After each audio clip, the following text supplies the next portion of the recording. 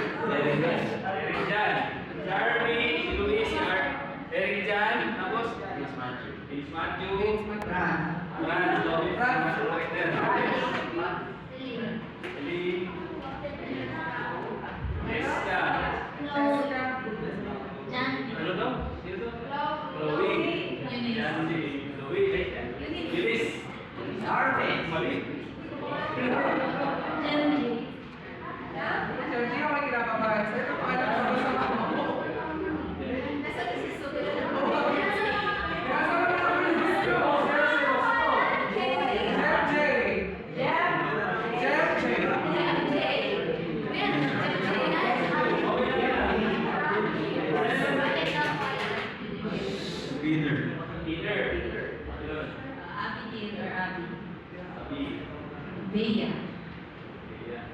Ruby.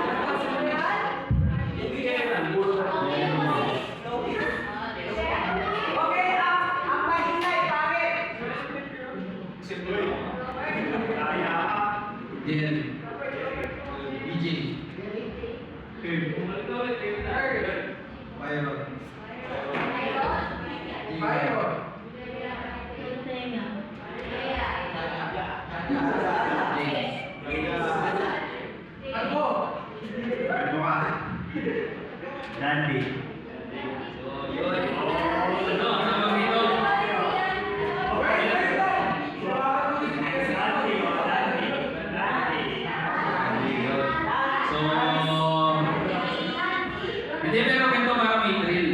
Mamaya na, di ba? Siyempre, yun, medyo fresh pa sa inyo lahat yun eh. Mamaya ako magtatanong sa inyo kung ano yung pangalan sa apat. Dito siguro, accepted na yan. O sige, sige. Kasama yung mga yan. So,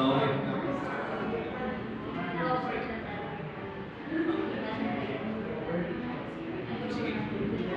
Yun na, sino na excited para mag-start tayo ngayon? Amen. So, meron lang ako sa inyo.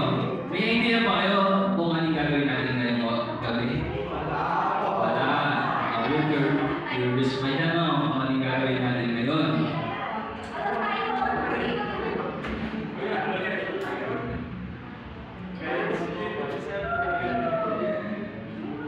Kuya, copy.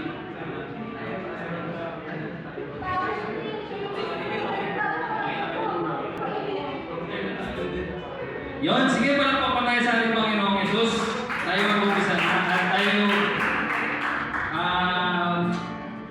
kakatahan tayo. Kaawit tayo para kay Lord.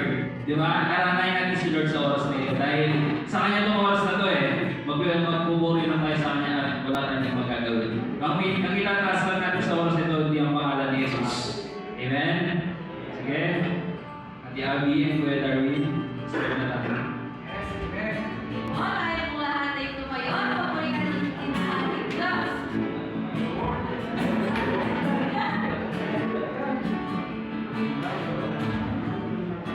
Praise God. Sige po, handa na po ba tayo magpuri sa ating Diyos? Parang malina. Handa na po ba tayo magpuri sa ating Diyos? Sige po, kung tayo may handa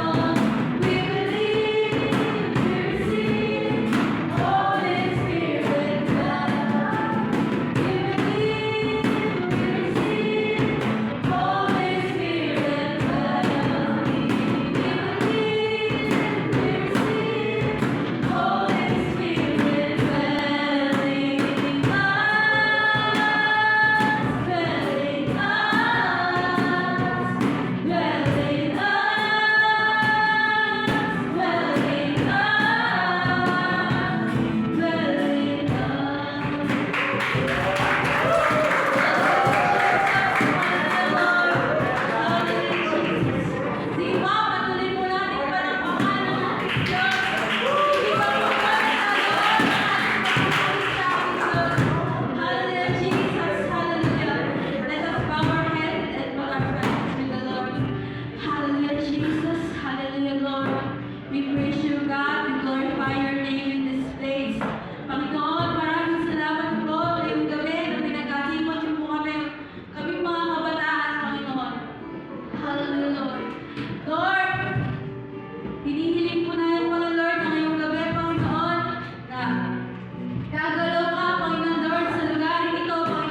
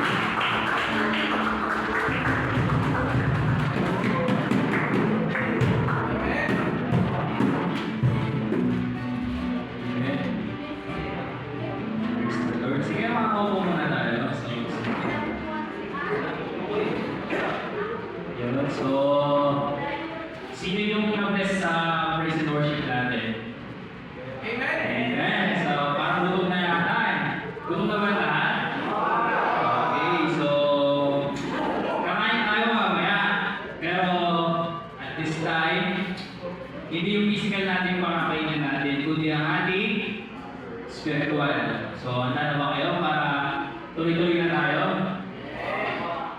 Ayun nga. Papakilala ko siya. Ito yung, bigyan ko na siya ng background doon nung pinili pa ako kasi wala na ako eh. Nung umpisa pa lang ako dito sa church, ano ko siya yung tribe head ko. Doon dating sa Candelaria, yung sa pulo pa kami nakatira Candelaria, yan. Sama ko sila, pwede ko rin, sa pwede ko rin yung eh. Kami yung kapag na inaalagaan niya. Yung pala sa Vincent yung din isa. Yan. Kami lagi magkakasama dati. Ang mangyayari, every week, magla-live group kami, susundin niya kami. Kumbaga parang nandun yung yung tawag ito, yung sacrifice. Kasi hindi naman siya hindi naman talaga ito maliligo kapag nagkalaga ka na. Diba? Nakaka-bless lang kasi hindi niya talaga kami tinigilan. Yan. Bigyan ko na rin kayo ng background. Ako na. Nung high school ako, college, yung buhay ko, magulo. Hindi ko alam saan mapunta yung buhay ko. Then, yun. Nalulong ako sa bisyo. Alam niya, mamaya. Kung Tapos yun, ang pinaka-struggle ko pa noon, yung pagsakay ko ng bangka. Alam niyo ba yung bangka sa Bulongga, alas 9 lang siya ng gabi. Alam niyo na, sino yung pinaka-talagang nilalagay rito? Sa side, na klase? Wala. Alam niyo yung saan? Di ba, ano yung pulo? Alam niyo yung pulo? Nakakuntan yung pulo? Tapos di ba nalipat siya?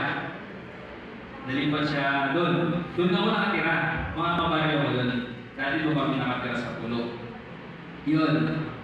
Ang struggle ko noon, yun, transportation. Tapos, yun, sa oras ng pag-uwi pag-gabi. Alam niyo ba yung feeling na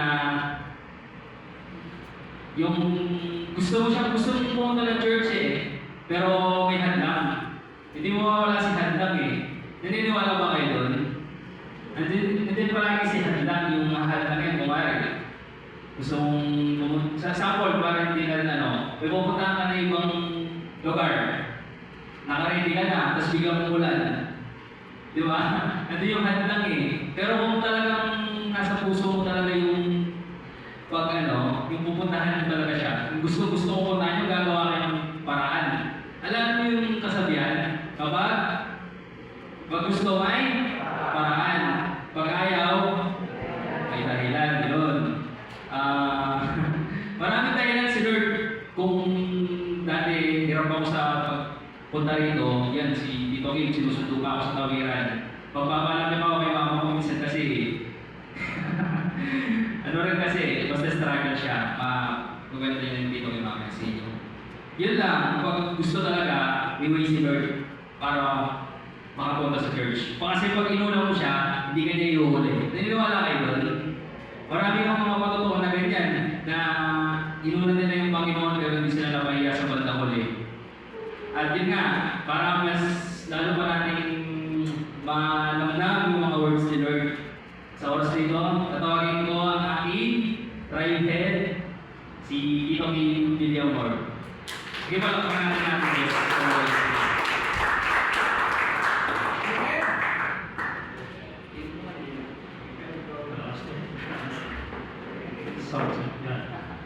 Magandang gabi po sa inyong lahat.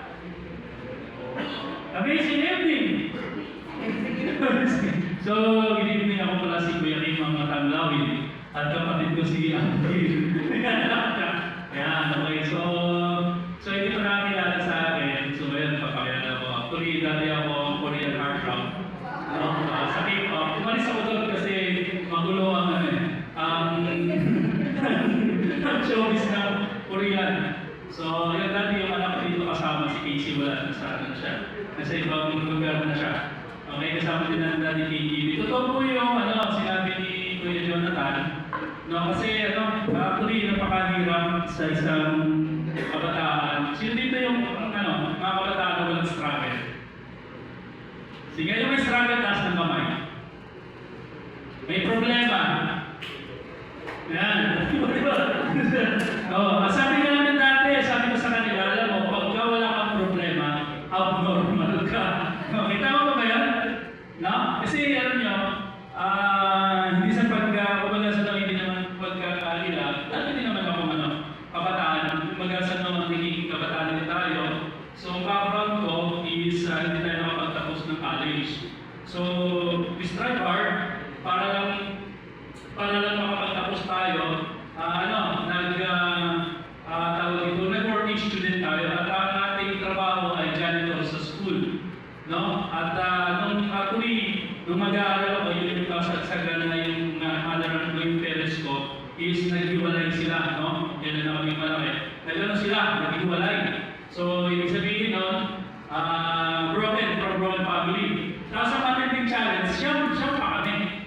No? Siyam na yung magkakapatid, tapos kung kailan na naging siyam, saka sila hiwalay. So, nung tinanong ko yung parents ko, sabi ko, ano ba yung problem? No? Ano bang problem nila? Bakit sila naghiwalay? So, hindi naman nila siyempre hindi nila sasabihin sa akin. So, struggle ako dahil nung nag-aaral ako, wala talaga yung finances namin ang hirap. Pero by the grace of God, dinala ko ng mama ko sa isang school. Sabi niya, papa-enroll na ka na. Sabi niya, tuwa ako. Sabi niya, papa-enroll. Yung pala binarbina ko ng nanay ko. Para lang makapag-aaral ako doon, dinala ko sa school. school, sabi niya, kausapin ko lang yung yung sa pag-field. No? So, kinausap niya, tapos sabi niya, enroll ka na. So, ang saya-saya ko. Yung pala, nung kinausap na ako nung din, sabi niya, bukas ready ka na ako, ready na ako. Ito yung yung uniform mo. So, yung ibang janitor na uniform tapos sa school. So, 2 years, gano'n yung yung trabaho ko. Doon ako natutulong sa school kasi ang hirap ng pamasahe. Ang hirap talaga. So, ang natatandaan ko nun yung aking pinakamasarap na tanghalian kami nung mga kasama ko doon na working student. Masaya na kami kapag nakakaulam kami ng talbos ng kamote na merong sardinas. Yun. Pagka walang budget, ang namin pagkain namin is banana cube, tapos pagtulong namin juice. Kasi dati ng piso lang yung juice eh.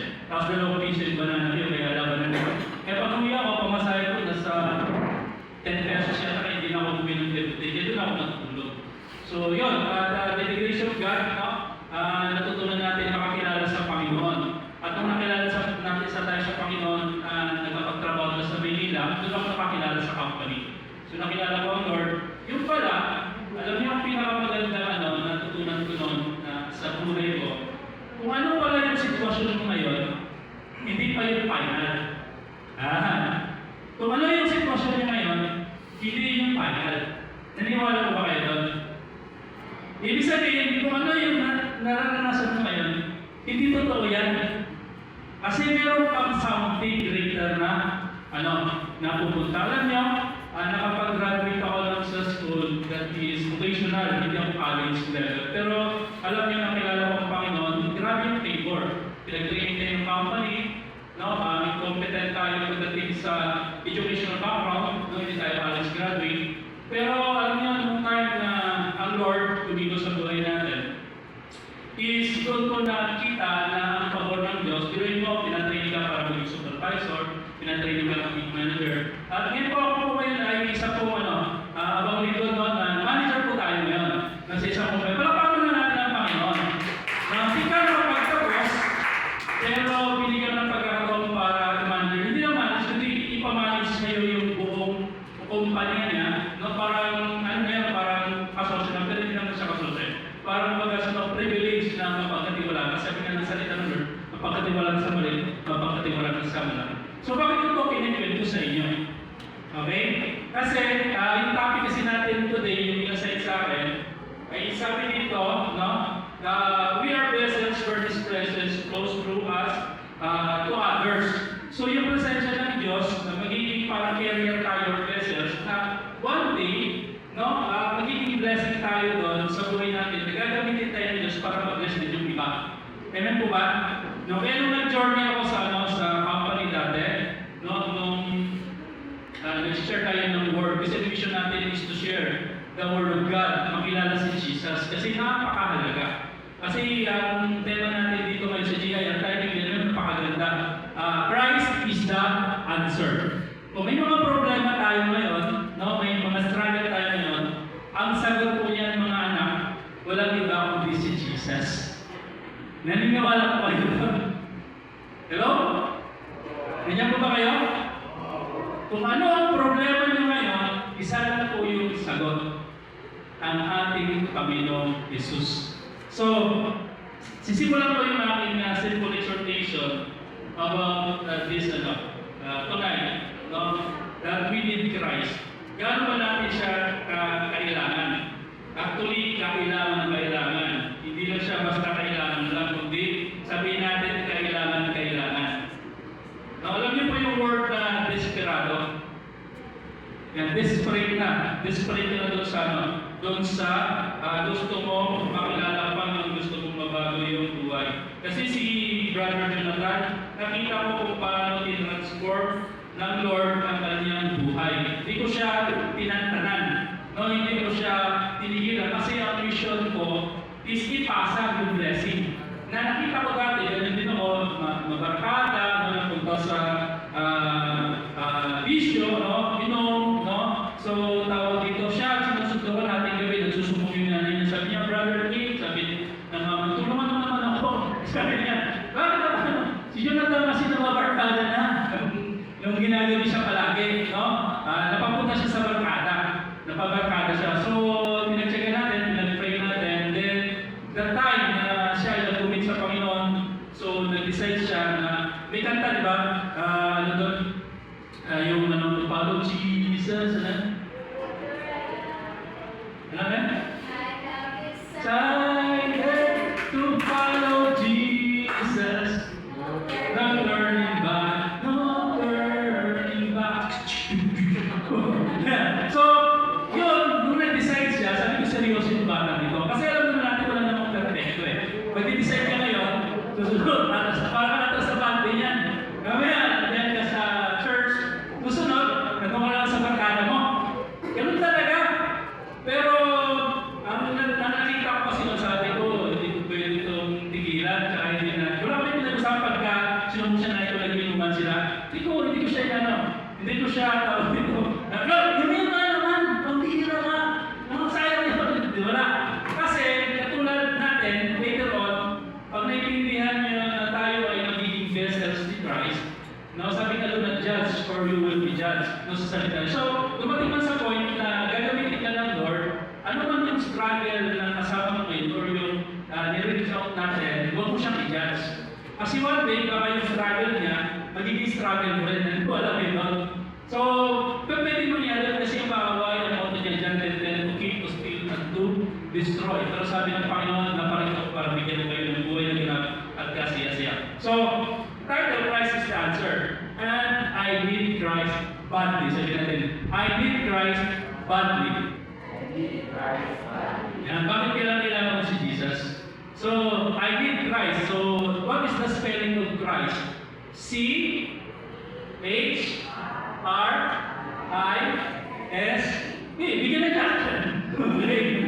So, doon tayo mag-dwell. Simple exhortation, but yet, tandaan niyo ito. You need Christ.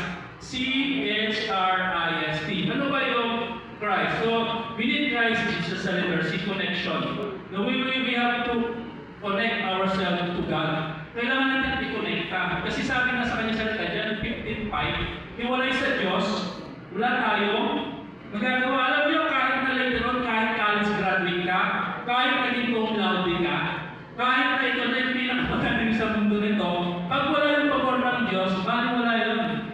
Kasi nakita ko dati yung kapatid ko, when we pray, sabi ko sa kapatid ko nun, hindi siya naging cum laude, yung mga kompetensya niya kasi, yung may pera, so hindi siya nakapasok. So sabi namin noon, kami nun, kasi natuturo na kami ng mother for mag-pray. So nag-pray kami, sabi ng kapatid, bali na, sabi niya pa, babawi ako pagka nag-board exam. Yun. So lahat, madaling sa madaling istorya, yung mga nasa top, hindi na mapasok sa board. Pero yung kapatid ko, pumasok siya sa board exam. So yung mga kwento na yun, na kinatandaan ko kasi nung nakilala ko si Jesus, kasi sabi ko, nung nakakulit na ako ni Christ, akala ko dati wala si God sa buhay ko. Pero nung hindi ko pa pala siya kilala, nandun na siya. Ibig sabihin, nakaantabay lang siya. Para nagantay lang lagi siya ng tawag ko. No? Para may dial, parang nagda-dial ka lang. Anytime na tumawag kay Jesus, no, nandun siya. No, kailangan na sa kailangan ng buhay mo. Okay? So, sabi ka dito sa why we have to connect ourselves. Kasi because in Christ Jesus, sabi dito, John 46, Jesus is the way, the truth, and the life. So, siya yung way, siya yung truth, siya yung life. Yung buhay natin, pag tingnan mo, parang feeling mo, parang walang mabuhay-buhay. May kulang kasi yan. Sino yung kulang? Girlfriend? Boyfriend? Inspiration? Pera? Hindi. Ang kulang talaga yan, si Jesus. Kaya walang mabuhay-buhay yan, kasi walang buhay talaga. Okay? So, ganun ka powerful si Jesus. So, why we have to connect ourselves to Christ Jesus? Because Jesus says, okay? Si Jesus ay tagapagligtas. Hello? Pag sinabing tagapagligtas, hindi lang eternal life. Pag sinabing tagapagligtas, yung iniligtas ka sa isang sitwasyon ng iyong buhay. Okay? Ibig sabihin na kailangan ng tulong. Tapos biglaan nandyan. So, maasahan ang ibig sabihin. Okay? Tapos ano pa? Marami kasi nagsasabi sa panahon natin ngayon na, hindi, anak din ako ng Diyos eh. Hello? Lahat tayo anak ng Diyos. Siniwala ba kayo na hindi lahat anak ng Diyos? Hindi.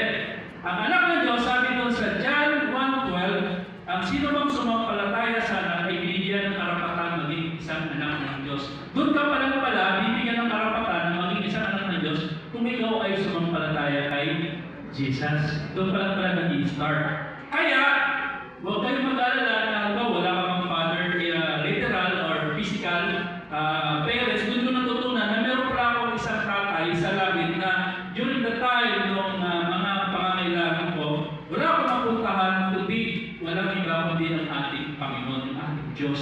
So natutunan kaya sabi ko sa isang tawag ko sa isang prayer, Ama namin sumasalangit ka, sambahin ang ngalan mo. So, wala ka mang father dito ngayon na tinatawag or parents, meron tayo sa heaven, yung ating Diyos. No? Hindi siya nakikita pero mararamdaman natin. Okay? So that is letter C. Okay, letter H.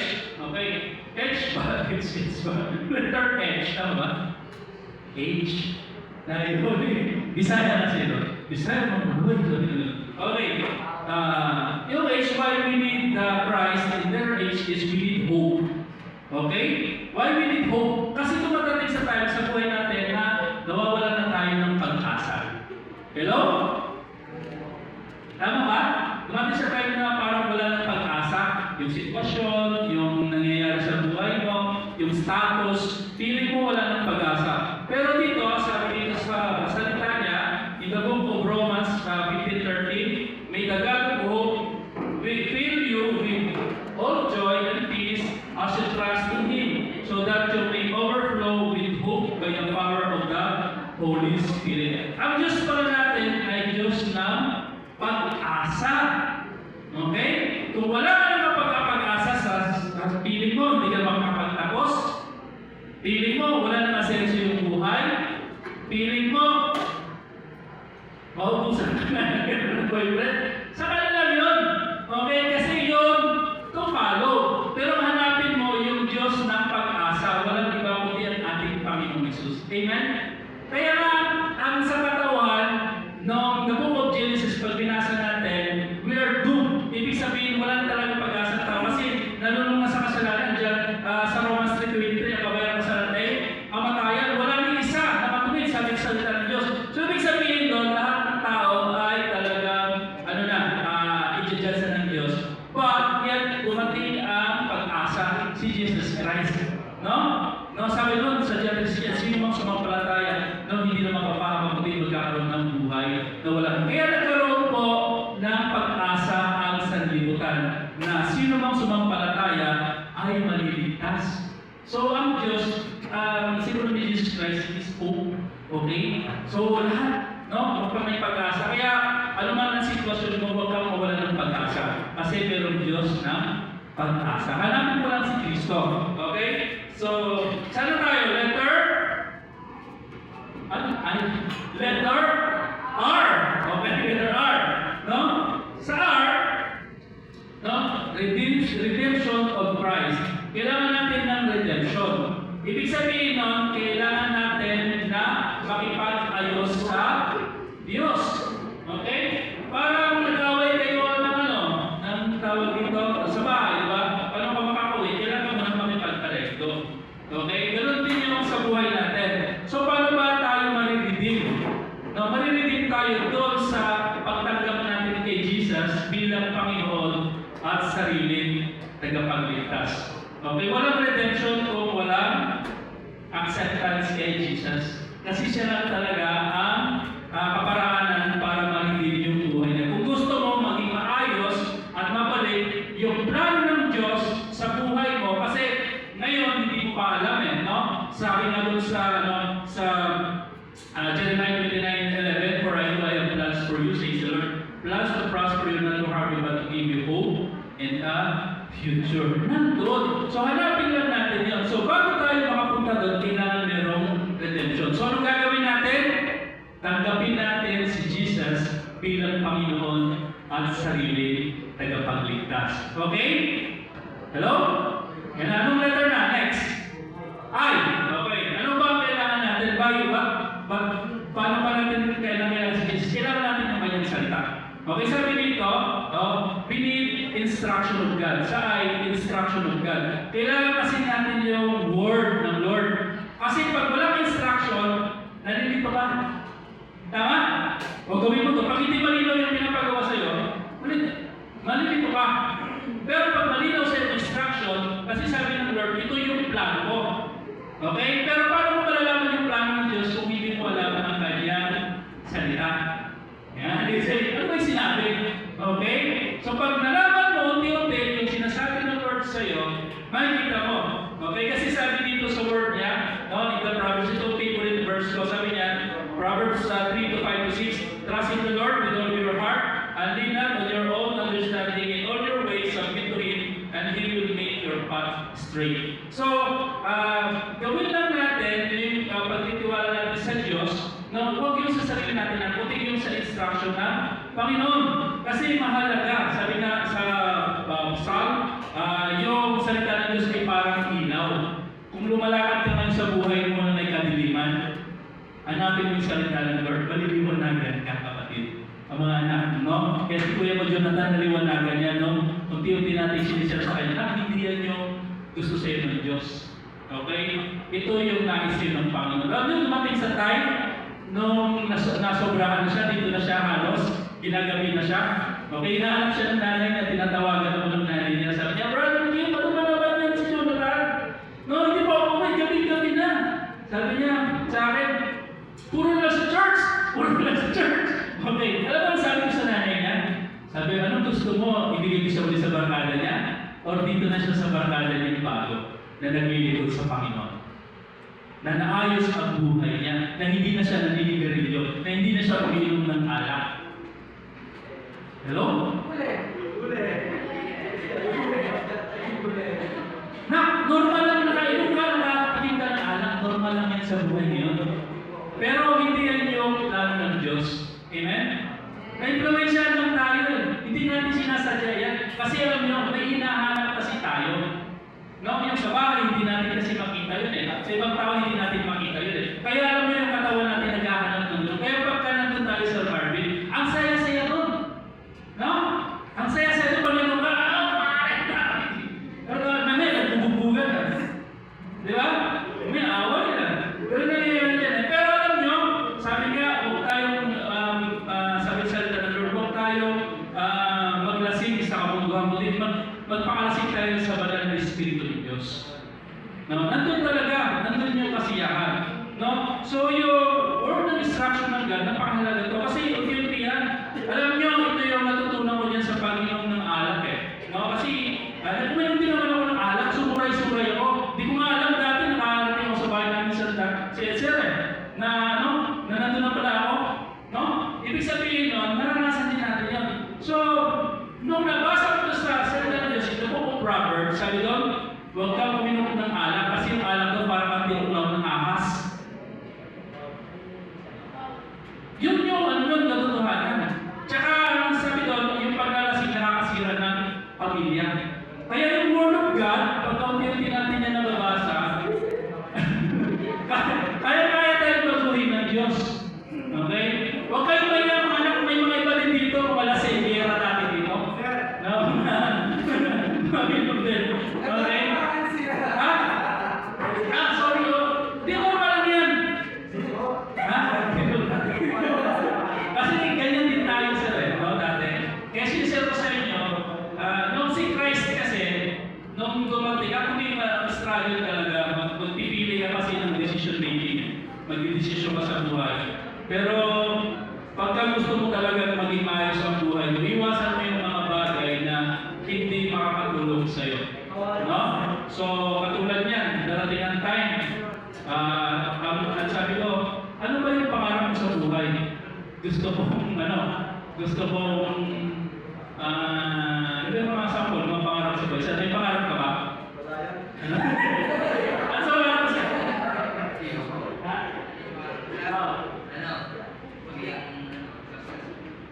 Successful. Successful na sample lang. Ano yan? Yun! Alam ka natin yun! Hindi mo yun!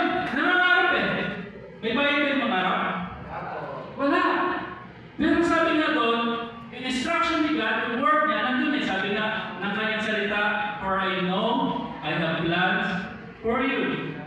Not to harm you, but to give you hope in the future. So, may plano ang Diyos, no, na maging successful tayo.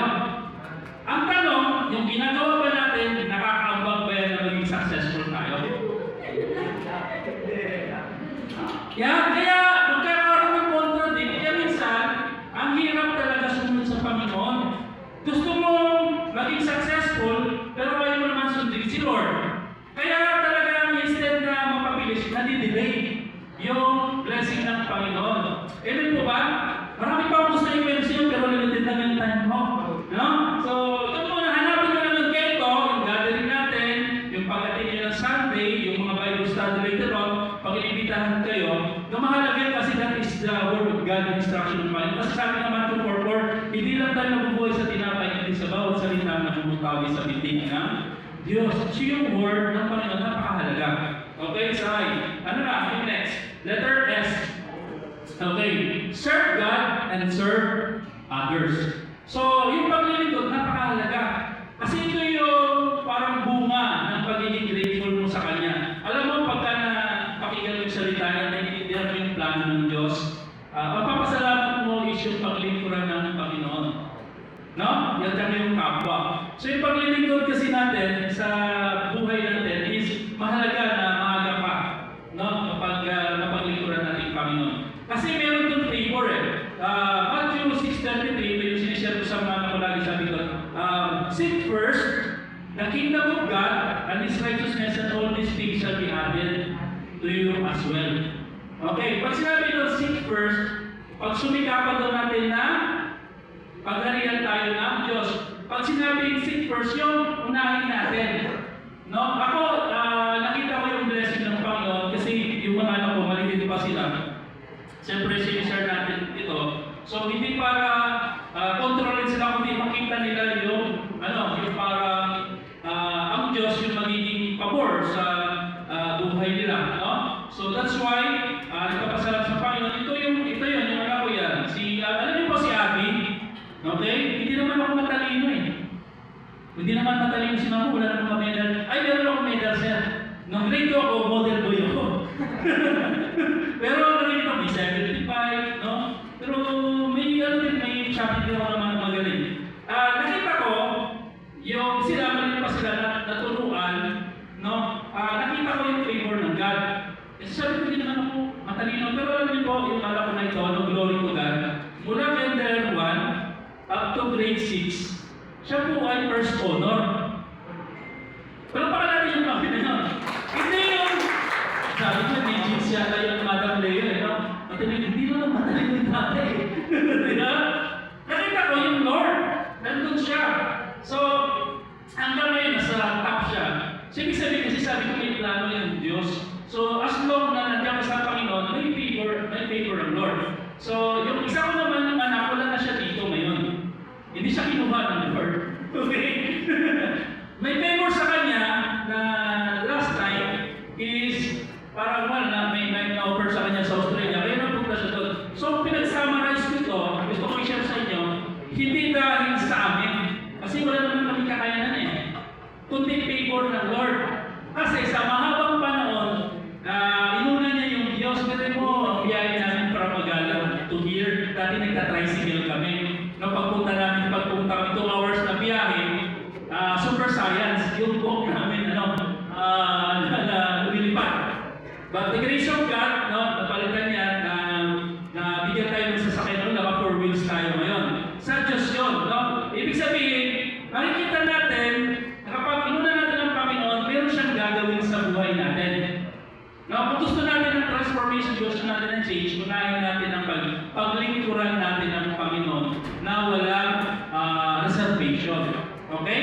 So, hindi mo man ngayon mararamdaman, hindi mo man ngayon naanihin, but magbilang ka, 5 years to 10 years, mararamdaman mo yung reward ng Panginoon. Hindi man sa buhay mo, no, sa pamilya mo, or doon sa ginagawa mo ngayon, may gagawin ng Diyos. Kasi nakita ng Diyos ang iyong sacrifice. Kasi you have served God and you serve others. Okay? So, Lastly, okay, last but not the least, letter T. No?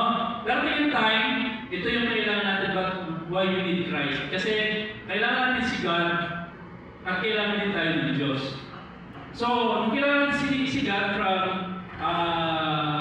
doon sa flow na C-H-R-I-S, no? Pag ginawa mo yun, ito na yung magiging ending ng buhay mo. Yung letter T. Darating ang time, yung mga trials mo ngayon, no, yung mga troubles mo ngayon, it will turn into destiny. Okay, magte-testify po tayo one day kung gaano mabuti ang Diyos sa buhay natin. Now, in the Mark 16 to 15, sabi doon, now, go and preach the good news. Ibig sabihin, number one, good news galing ng salvation. Pangalawa, good news na ginawa ng Diyos sa buhay niyo. Okay? You will testify. Now, gagamitin ka ng Diyos para maging blessing sa iba. Mga anak, dito ako magtatapos sa last sharing ko. Kami, no, ang hirap po sa situation kahit na may, kumbaga sa ito na yung age natin, no? Totoo yun, age doesn't matter pag problem. Age doesn't problem. So, lahat may mga problema tayo sa buhay, but isa lang lagi ang nagsusustain sa amin, sa family namin. Walang iba kundi yung paglilingkod namin sa Panginoon. Okay, sabi na namin pag nag-usap-usap kaming family, sabi ko, ano kaya yung buhay natin pag hindi tayo naglilingkod sa Panginoon? Kasi dumating ang time na, siyempre, bilang father, bilang tatay, nag-isip ka ng mga bagay na gagaganda ng mga anak. So, I'm not a perfect dad. Hindi ako perfectong tatay, no? So, may mga, ano din po tayo, may mga pagkukulang, alam ng mga anak ko, alam ng wife ko, na ba't lumalaban tayo, at ang tumutulong sa atin walang iba kundi ang ating Panginoon. So, ano yung ibig kong sabihin? Sa pag-start to, sa pag-share sa inyo, why we need Christ, kailangan natin si God sa buhay natin para sa paglakad natin sa mundo na ito, anumang challenges, no, magiging magaan ang buhay po natin. No, meron pong mga problema, meron mga pagsubok, meron mga trials, but yan, pagkasama mong Diyos, no, lahat yan ang mapapagtagumpayan natin. 1 Corinthians 10:13, the last word of God, na sabi doon, wala pang pagsubok na dumating sa atin na hindi naranasan ng lahat ng tao. No? Sa halip, tapat yung Diyos. No? Na kapag dumating ang pagsubok na ito, sabi niya doon, bibigyan niya tayo ng lakas at kaparaanan para mapagtagumpayan ang mga yun. So, very favorite verse ko na palagi pag naalala ko may problem, sabi ko sa mga anak ko, alalahanin niyo ito, na pag may problema, bibigyan ka ng Diyos ng dalawang bagay. Kalakasan at kaparaanan. Okay? So, one day, pagka tayo po ay lalakad, huwag niyo pong bibitawan si Jesus. Huwag niyo bibitawan sa buhay niyo kasi yun ang nagsusustain sa atin sa inyong pagbabiyahe sa mundo na ito. No? So, I thank God na sa ngayon, from tricycle kami, ngayon, kahit pa paano, nakakapag 4 years na po kami yung family. Kasi ang hirap, 5 years ago, Sir Marvin, 5 years, mag-alang here, everything 2 hours po biyahe. But ang inisip namin family, hindi, papasalamat tayo sa Diyos para makapaglingkod. Bakit yun ang motivation namin? Kasi alam nyo, kulang ang ating gagawin sa buhay natin para bayaran ang ginawa ni Jesus sa krus ng Kalbaryo. 2,000 years ago, napako po siya sa krus. Napako siya para bayaran ng ating mga kasalanan. No? Yung kasalanan na yun, hindi naman natin deserve na para kumbaga sa para mawala yung kasalanan na yun. But ginawa yun ng Diyos dahil sa kanyang labis na pag-ibig sa atin. Anong pwede natin gawin? Ang pwede natin gawin is ibalik sa kanya yung buhay nito bilang pasasalamat sa paglilingkod, sa pagpapagamit sa kanya sa lahat ng kaparaanan. Hindi tayo perfecto, but sabi nga doon pagsumikapan natin na tayo pagkarin. Kasi ibig sabihin nakikipaglaban tayo palagi. Babagsak ka, na tayo kasusunod, pero kailangan natin nagsusumikap ka palagi. No, tuloy-tuloy, ginagawa mo yun. Ang hirap, pero tuloy-tuloy. So that's why 5 years ago, yun yung ano namin, yung situation namin. But ngayon, unti-unti nakikita natin yung unti-unti pagta-transform no, sa buhay natin. That because of our Lord Jesus Christ no, sa buhay natin. Kaya ngayon, sa gabi nito, no, you have to choose yourself. No? Kayo, bago dito, mag-decision kayo na you have to follow Jesus, become vessels of Christ. No? At one day, magiging blessing kayo sa ibang mga tao. Kasi one day, may encounter kayo na may mga problema. Yung problema mo, isi-share mo sa kanila paano ka nagtagumpay. Christ is the answer. Amen? So, yan, magandang gabi. I'm Kuya Tim, and God bless you all.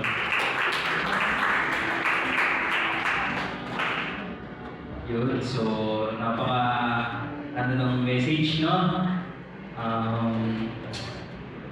Christ is the answer sa lahat ng mga problema natin. Amen? Amen. So, nagtatanong ako kung sino yung merong rema words. Kahit na napakasimple lang niya, pero kung ano yung maintindihan natin doon sa message. Any volunteer? Ano bibili ulit? Sino kaya? Sir, sino?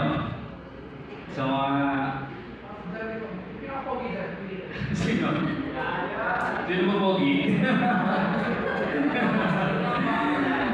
Yeah.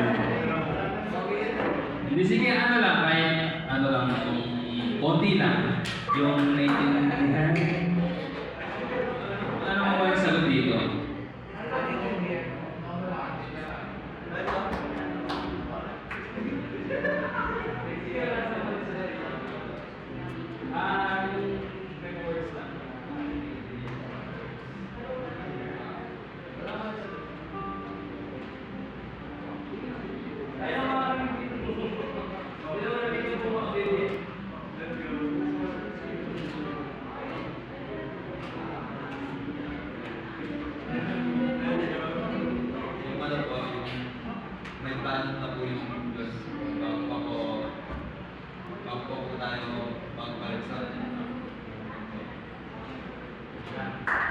Sige pa lang kung natandaan niyo yung Jeremiah 29:11. Yung may plano na sa atin yung Diyos sa buhay natin. Given na yun, may na si Lord, di ba? Lahat naman ng mga pangako niya is natutupad.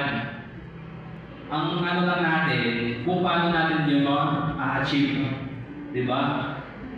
Merong kwento yung daan na masikip tsaka yung daan na maluwag. Pero kaya kung sakali, saan kayo dadaan? Sa maluwag ba o sa masikip? Kung yung hindi nyo alam na yung biglaan siya, kuwari, nandyan na, emergency, saan ka dadaan? Sa masikip o sa maluwag? Maluwag, di ba? Ba't ayaw nyo sa masikip? Ayaw nyo, kasi mahirap, no? Di naman sa pinag-overthink ko kayo. What if? Yan. What if? Yung mga yung mga term na yun. What if kung yung daan na yun is kapahamakan pala yung nabihintay sa atin? Kapahamakan pala yung nakaano sa atin. Nasa una, kita natin, piling natin mapapabilis yung process ng buhay natin. Sa tingin nyo. Tapos yung maliit is successful pala yung pinakahuli doon. Sino gusto maging successful dito? Lahat naman tayo gusto natin, no? Lahat tayo, kung may mga pangarap tayo sa buhay. Hindi ko na siya isa-isahin, pero may plano yung Diyos sa atin. Kaya kailangan natin na sacrifice bago natin makuha yun. Hindi naman lahat makukuha sa mabilisan, di ba? Hindi naman kayo pag nakuha natin ang mabilis yung bagay na yun, mabilis din mawawala sa atin. Papakita lang natin kay Lord na ano tayo doon, yung deserving tayo sa gusto natin. Basta lagi natin tatandaan na lagi may plano yung Diyos sa buhay natin. Amen? Sige, palakpakan natin ang ating Diyos.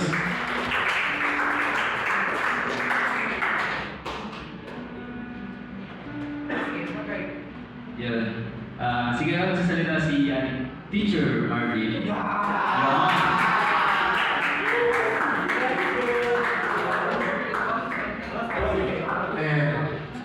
And, as you observe, as your teacher, iba kasi yung gusto ko sana yung tatay yung magsasalita kasi you are seeing me as a eskwela, tama?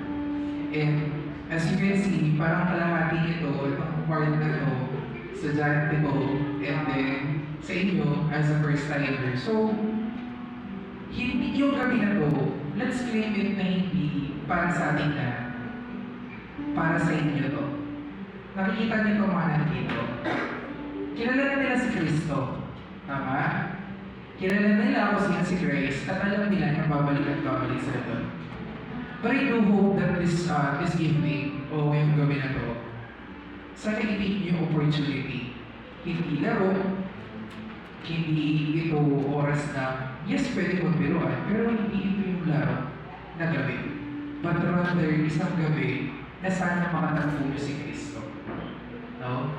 Katulad na sabi ni Sir, ni Kuya yung kanina, sabi niya, let us all be a vessel.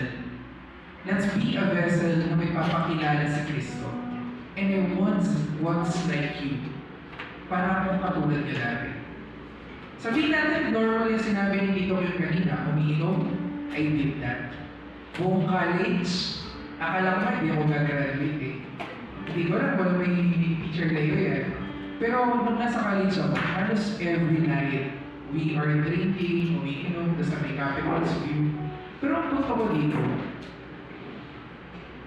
God uses different people during that time. Meron tagpo na hindi ko nakilala si Kristo. Meron tagpo na I was once an agnostic. Ibig sabihin na agnostic, hindi ako nagsisimba, hindi ako nagdarasal, at hindi ako nag-a-attend ng any churches. Ang punto ko, sana ngayong gabi, you will not see me as your teacher, that's why you are here. You will see me as an instrument that God used dahil nandito ka ngayong gabi na to. Ako yung ginamit ni Lord bilang instrumento para makilala ko siya ng lubusan at mas malalim pa. Masaya ako na nandito kayo. No? Masaya ako. Sobrang saya. Nag-umabol ng saya. Kahit hindi natin namin kailangan kasuhin and all, but I am happy. Alam niyo bakit? Kasi hindi ko ginagawa ito para sa inyo. Ginagawa ko para kay Kristo. Oo. Yung sinabi ni Tito yung dito na medyo lagyan ko na ng konti, no? Para lang mag-gets nyo why we are doing this. Para lang seryosohin nyo yung gabi na to. Para lang makinig kayo mabuti, namnamin nyo yung gabi na mabuti. And I know that there are different people here. They are very happy na nandito kayo ngayong gabi. Masaya ba kayo nandito sila ngayong gabi? Ayan, sobrang saya na nandito kayo ngayong gabi. And I hope that you will take that as an opportunity na kilalanin ko si Lord. At sana, sabi nga ni Ito yung kanina, alam mo yung masaya sa church na to. Kapag may problema ka, minsan hindi mo ma-share yan sa mga friends mo, sa kaibigan mo. Alam mo kanino mo siya masishare? Masishare mo siya dun sa mga church people. Masishare mo siya dun sa kasama mo sa simbahan. Masishare mo siya dun sa mga tao.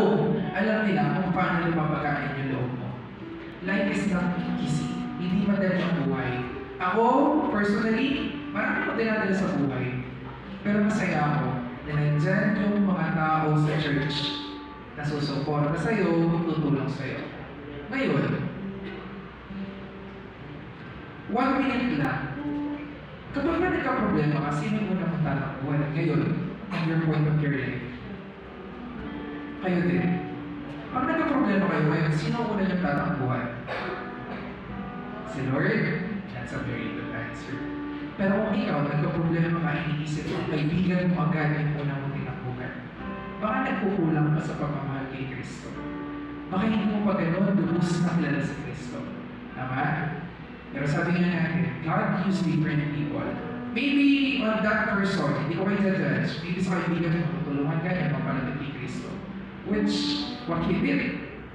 Kapag ganun ka problema ako, alam mo, kadalasan na ginugulo ko, ayun, si Tito Dara, ay si Kuya Dara. Ayun, Kuya Dara, mag-pray ko naman ako. Kasi kaya talaga. Tito Dara na siya, ano, sa tatin. Kuya Dara, seryoso ako doon, no? May time kasi na, alam mo yung sobrang bigat. Hindi ka makaya, in-anxiety ka. Natatapos yung buong araw na kapitig lang sa kisame. Kahit na this age, we are still experiencing problems. Naka-experience mo kayo ng problems. Kaya naka-experience mo ng problem. Diba? Si Leo na, Leo na naka-experience mo ng problem. Ay, wow, perfect na life ni Leo. Ito yung isipin nyo.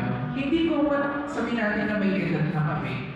Wala naman yung problema na dinadaanan, di ba? Meron kami problema na dinadaanan. Pero, may mga problema kaming dinaanan na at hindi namin tinambayan. That's why, if we're gonna face another problem now, alam na namin kung paano ito haharapin. Alam niyo kung paano haharapin? Haharapin mo siya together with Christ. Haharapin mo siya kasama si Kristo. Sana ngayong gabi, yun yung ma-realize nyo. Maraming kaluluwa, maraming vessels si Lord dito na gagamitin ngayong gabi. At sana, isa sila sa makapagpa-realize sa inyo that your life is very worthy sa mata ni Kristo. No? So, yan lang po yung aking ano tawag doon? Interpretation. Palamahan si Sir Marvin. Yun. Sino ba gusto mo? Isa na lang. Sige, huwag kayong nahiya. Kami na ito. Yung, feeling ko parang gusto ko sa ano naman, yung mga kakilala ko. Parang inspire naman sila, di ba? Hindi lang yung puro bago, di ba? Sino kaya? Siguro, ito, nakasama ko na ito dati. Nakasama ko ito pero si Abby.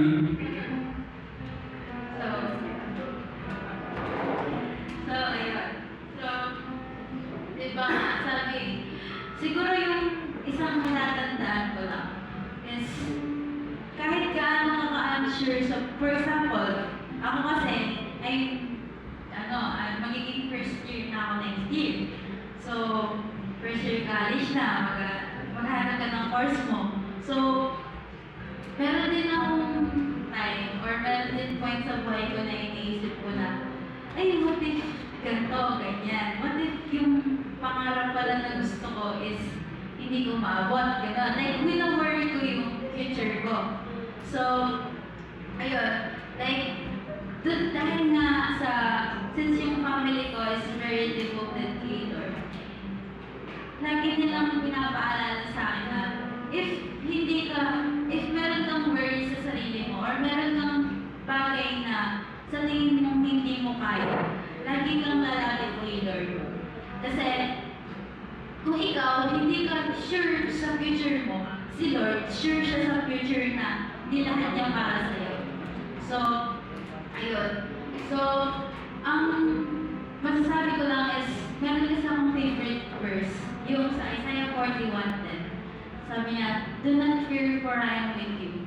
Do not be dismayed because I am your God. So, if you ever feel na natatakot ka, wino-worry mo yung future mo, may pinagdadaanan ka, just remember na nandiyan si Lord, and si Lord, sure na sure siya sa'yo, and sure na sure siya na may gagawin siya sa buhay mo. So, that's all lang po. Si Abby. Yan. Ano yun, di ba? Yung story, yung kinuwento kanina ni Tito Kim. Simula elementary hanggang ngayon is first order siya. Bakit sa tingin nyo kaya? Saan galing yung knowledge niya? Kanino? Kaya ano ba? Kay Lord, di ba? Kay Lord galing lahat ng ano natin. Lahat ng talent, lahat ng katalinuhan, galing yun kay Lord. Ako lang mag-share na ako, no? Para medyo ano rin. Nung college ako, third year, meron medyo struggle ako nung college ako. Siyempre, sabay-sabay yung mga thesis, exam, lahat ng pinagdadaanan mo ngayon, pinagdaanan namin lahat yan. Wala na akong maisip eh. Ano na ako eh, loaded na yung utak ko. Wala. Sabi ko sa sarili ko, ano yung purpose ko? Tapos, ang dami kong gagawin, kaya ko kaya ito. Sa tingin ko, kaya or hindi. Nag-pray ako eh. Sabi ko, Lord, pinagkakatiwala ko na sa Lord. Basta gagawin ko yung dapat kong gawin mo ko. Lahat tayo hirap tayo dito sa ano, di ba? Kasi hindi naman lahat matututunan na on time eh. Kailangan may process ng pag-aaral yan. Ayun nga, nangyari, expect ko na bagsak ako. Nag-thesis eh, sabay-sabay thesis exam. Kaya nag-review naman tayo. Kaya panatag tayo. Pero nandun na rin yung magiging overthink sa utak natin eh.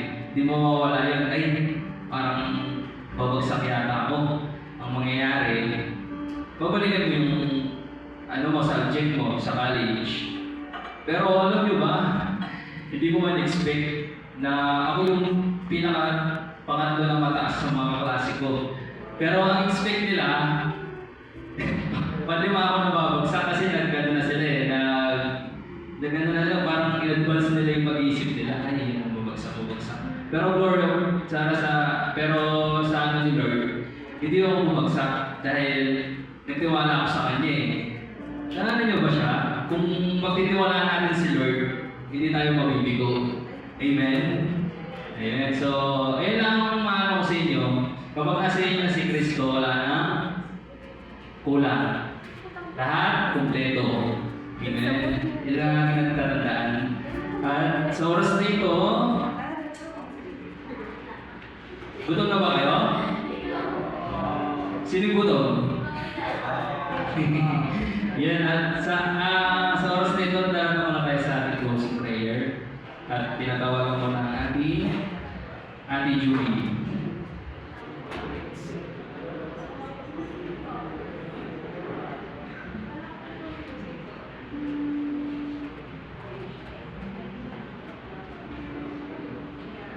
Before we close in prayer, can we all stand? Tapos, can we all sing una? Meron pang isang song dyan, nandiyan yung lyrics sa papel. Oceans?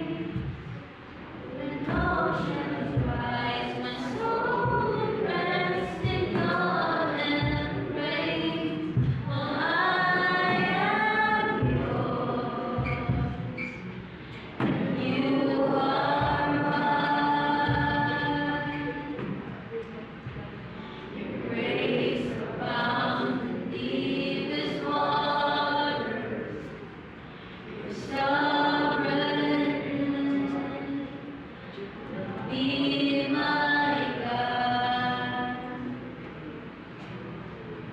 Where faith may fail and fear surrounds me, you never fail, and you won't stop now.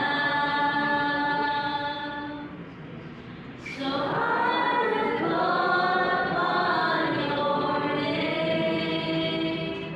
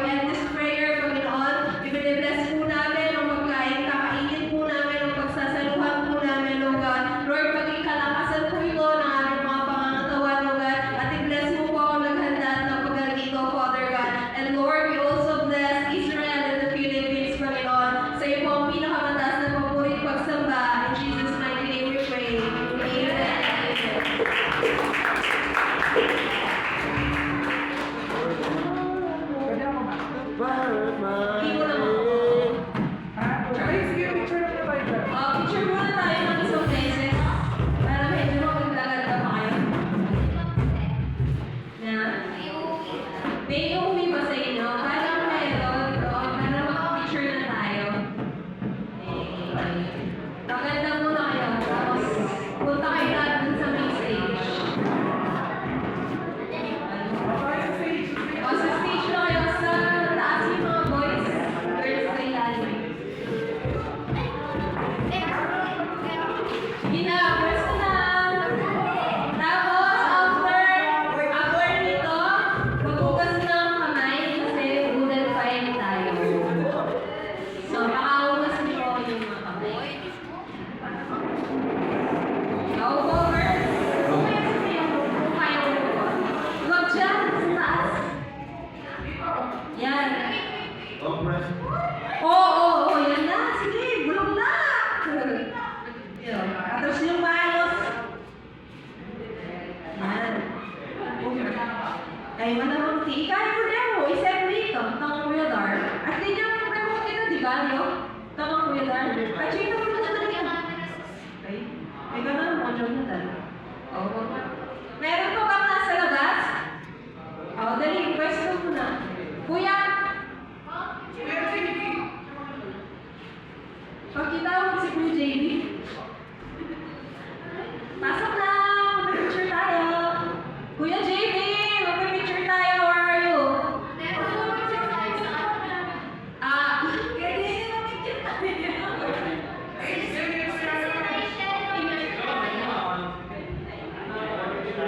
Rachel!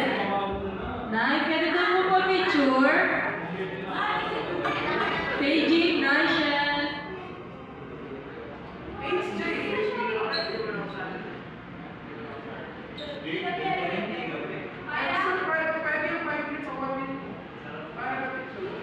Rachel.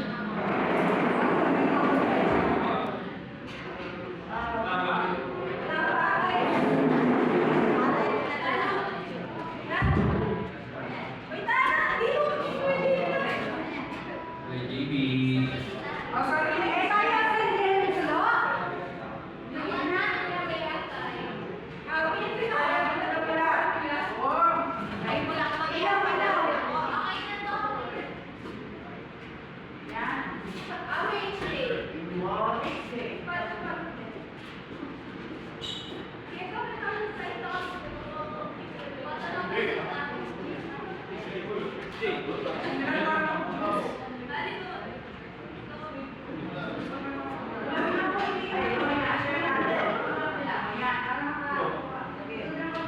Tapos with our preacher later.